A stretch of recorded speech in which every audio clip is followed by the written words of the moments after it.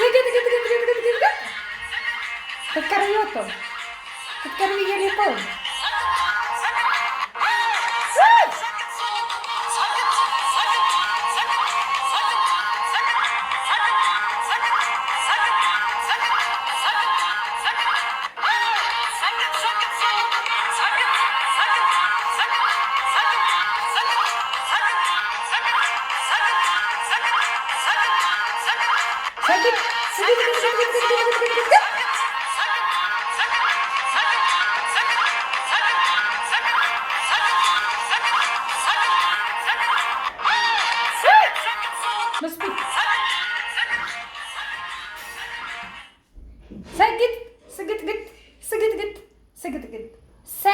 ሰላም ጤና ይስጥልኝ።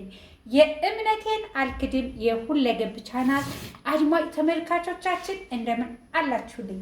በያላችሁበት የእግዚአብሔር ሰላምና ጸጋ ይብዛላችሁ እያልኩ ዛሬም በአዲስ ቪዲዮ መጥቼላችኋለሁ። ጧ ብዬ ማለት ነው። ክረምቱ በጣም ኃይለኛ ክረምት አለ ዛሬ ማለት ነው። በጣም ኃይለኛ ክረምት አለ። ክረምቱንም አሳያችኋለሁ ማለት ነው ምን እንደሚመስል እና እንግዲህ ሰግጥ ረዘም ብሎ ስግጥግጥ እያለ መጥቶልናል ማለት ነው። አዶናያችን ማለት ነው። ሰግጥ የሚለውን አጠር ብሎብን ነበርና አሁን ምን አድርጎት መጣ? ስግጥግጥ እያለ መጥቷል ማለት ነው። እና ዛሬ የመጣሁበት በሶፋኒያ የሚባለው ጋዜጠኛ ማለት ነው።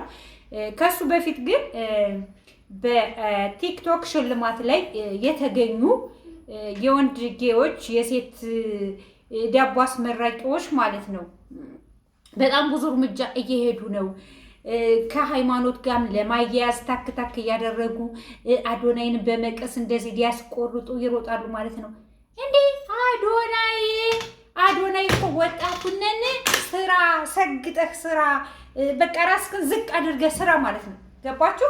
አሁን ለምሳሌ እየተማረ ካለ ዲግሪ ጭኖ ያለ ሰው ካለ እኔ ዲግሪ ስላለኝ እኔ ዲግሪ ምሩቅ ስለሆንኩኝ ራሴን ዝቅ አድርጌ አልሰራም የሚሉ ብዙዎች አሉ። ግን ያንን አሁን የአዶናይ ሰግጥ የሚለው ነገር በብዙ መንገድ ከተመለከታችሁት በጣም ብዙ መልእክት አለው ማለት ነው። ለምሳሌ አሁን ተምረው ዶክተር የሆኑ አስተማሪ ሆነው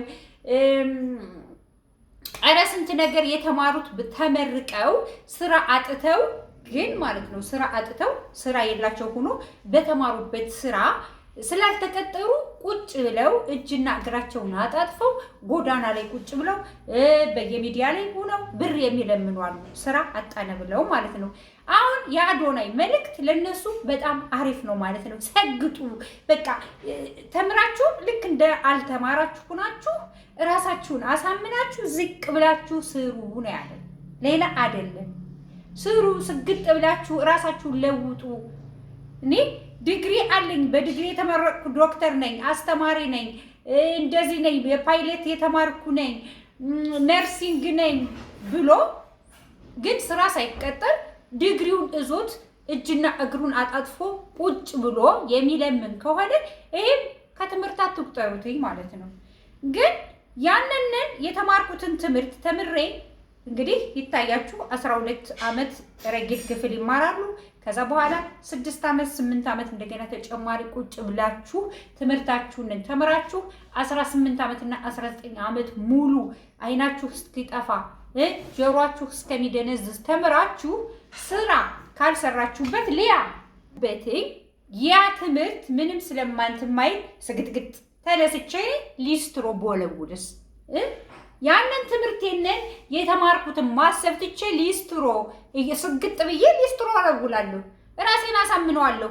እምነቴ አሁን ያንቺ ስራ ይሄ ነው፣ በዚህ ትተዳደሪያለሽ ለጊዜው። ራሴን ስግጥ ብዬ አሳምነዋለሁ። እምነቴ አሁን አንቺ የተማርሽው ነርሲንግ ነው፣ የነርሲንግ ስራ ግን የለሽም። ስግጥ ብዬ ቡና ቁጭ ብዬ መሸጥ ጀምራለሁ። ለምን? ራሴን ለማስተዳደር ነው። ራሴን ለማስተዳደር ስግጥ ብዬ አሁን እኔ የተማርኩት ነርሲንግ ነው። በነርሲንግ ስራ ላገኘሁም አይደል? ምን አደርጋለሁ? ስግጥ ብዬ ልክ እንዳልተማረ ሰው ሁኜ ወረድ ብዬ ቡናዬን እሸጣለሁ ማለት ነው። ስግጥ ብዬ የሚያስፈልገኝን ስራ እሰራለሁ ማለት ነው እንጂ ያኔ የተማርኩበትኝ ነርሲንግ ስለነበርኩኝ የነርሲንጉ ስራ እስከ አልተገኘ ድረስ እጅግሬን እንዲጥፍጥፍ አድርጌ ቁጭ ብዬ እለምናለሁ ማለት ነው። ገባችሁ? ይሄ ነው የሰግጥ በጣም ብዙ ብዙ ብዙ ብዙ ነገሮች አሉት ማለት ነው። በተለይ ለኢትዮጵያ ሕዝብ ሰግጥ የሚለው ይሄድለታል።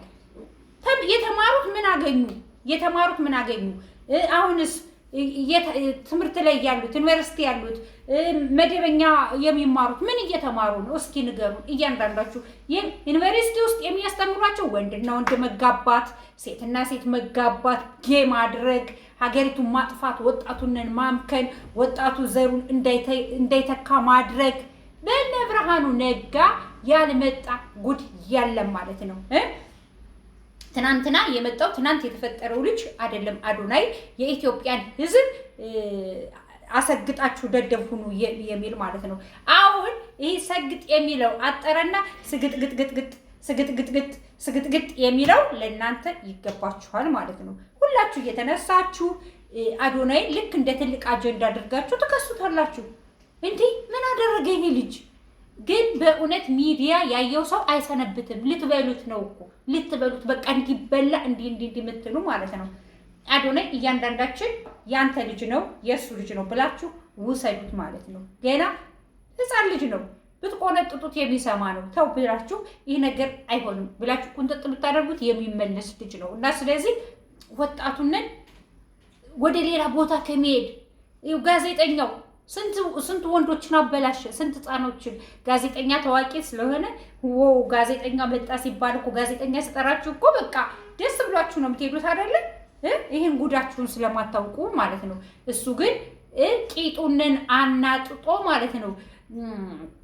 ቀዝቃዛ ሻወር ነው ያላችሁ፣ ሙቅ ሻወር ነው ያለ፣ እንደዚህ ቤቱ ይመቻል፣ ጉልበት አለ፣ ትችላለህ እያለ እያማረጠ ወንዶችን ሲጫወትባቸው የኖሩት እንደዚህ ተማሩ የምትሏቸው ናቸው። አያችሁ?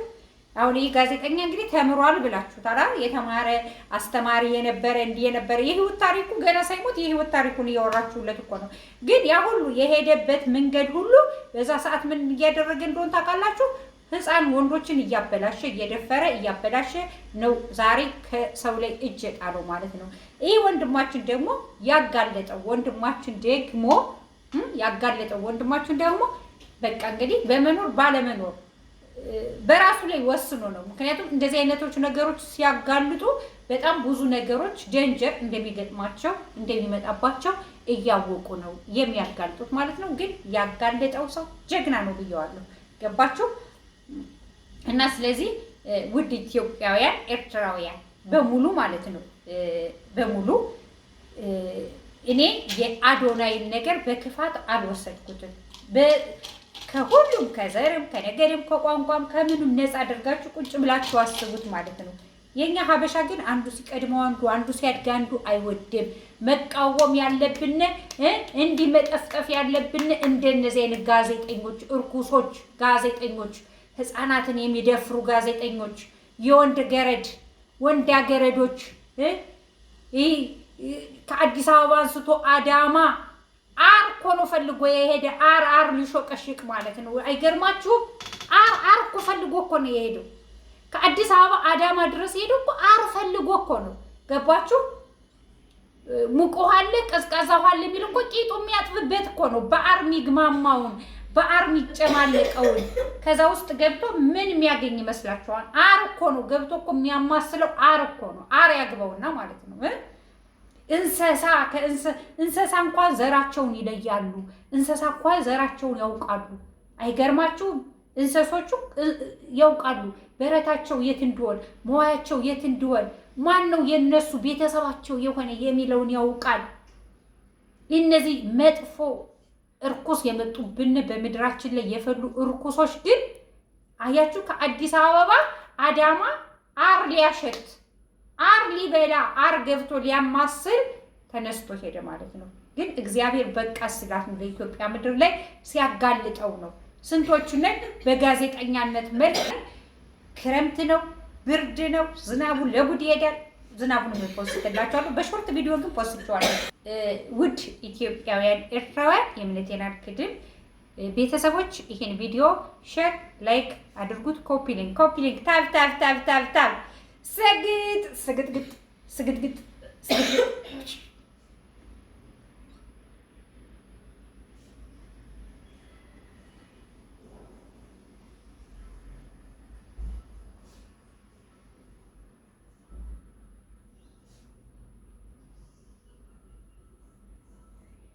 እወዳችኋለሁ፣ አከብራችኋለሁ። በያላችሁበት የእግዚአብሔር ሰላም ጸጋ ይብዛላችሁ። ባይ ባይ። ስግጥግጥግጥግጥግጥግጥ ስግጥግጥ ስግጥግጥ ስግጥግጥግጥግጥ ስግጥግጥ ሰግጥ ሰግጥ ሰግጥ ቀላል ነበረች አይደል? አጭር። አሁን ግን ስግጥግጥግጥግጥ ስግጥግጥግጥግጥ አሁን